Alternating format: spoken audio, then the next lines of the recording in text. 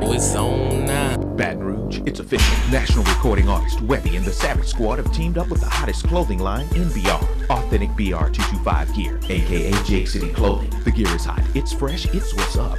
You have many styles to choose from. Tall tees, short and long sleeve. Authentic fitted baseball caps and embroidered polo style shirts with the BR logo. You can be officially repped out in BR225 gear. So rep your hood. That's BR225 gear. Get you some. Oops, I almost forgot. Bootleg this. Crossroads presents Sojourner Truth, abolitionist, orator, and leader of the women's movement. She lectured widely and fought for the rights of black settlers on the western frontier.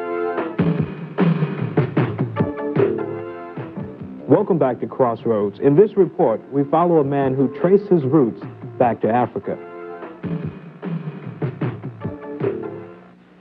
He was just a brilliant man, so loving and patient, even with the children. Charles Saunier arrived in America in 1925 as a free man. Here he lived his life in the fashion of most Americans. He worked hard, married, and raised a loving family. But there was something about Charles that no one knew. He was from Africa.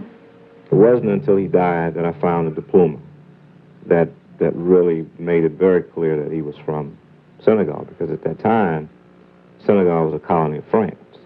So that diploma sort of acted as a roadmap to lead me back to his origin.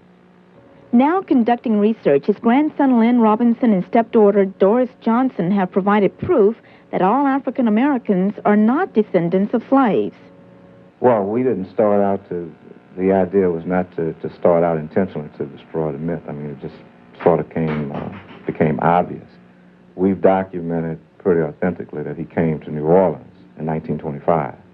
So if he came to New Orleans in 1925, obviously slavery had been outlawed and he did not come as a slave.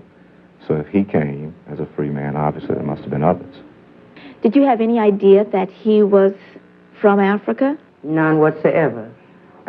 We always thought that he came from Lake Charles or Opelousas, some French-speaking Louisiana town, because of his French.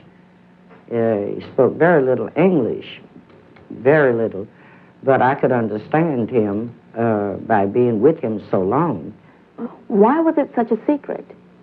We know exactly why he kept it a secret from the family here. The family in Senegal had no idea that he was from, that he lived a long life here in the United States. The storyline for that will be found in a book that we're going to bring to market in 1994 in July, which will represent the 100th anniversary of his birth in Senegal. For his family members over in Africa, did he just disappear off the face of the earth? He's the family member that disappeared. They never knew that he lived again here in the United States. He left Senegal in 1915, I'm sorry, going to World War I with two brothers. After the war, the two brothers came back. He never came back to Senegal. They naturally assumed he was killed in the war. So it wasn't until I showed back up in 1984 that they realized that he did indeed live here in the United States and had a full life and had a family here as well. How did you come across the information that your grandfather was indeed from Africa? Well, my grandfather died here in Baton Rouge in 1978, and at the time I was working in the corporate world and came home for the funeral and was taking care of the affairs that are associated with that. And I came across this diploma, which was dated 1914, and showed clearly that the school was in Senegal. His name was on the diploma. Nobody in our family knew anything about it, so I became intrigued. My mom at that time thought I was crazy. I stopped working, retired, took my life savings, and went in pursuit of this adventure. And in 1984, I ended up in Senegal and ran an article in the newspaper, and shortly after I returned to Baton Rouge, the family in Senegal were in contact with us, and we've been in contact ever since.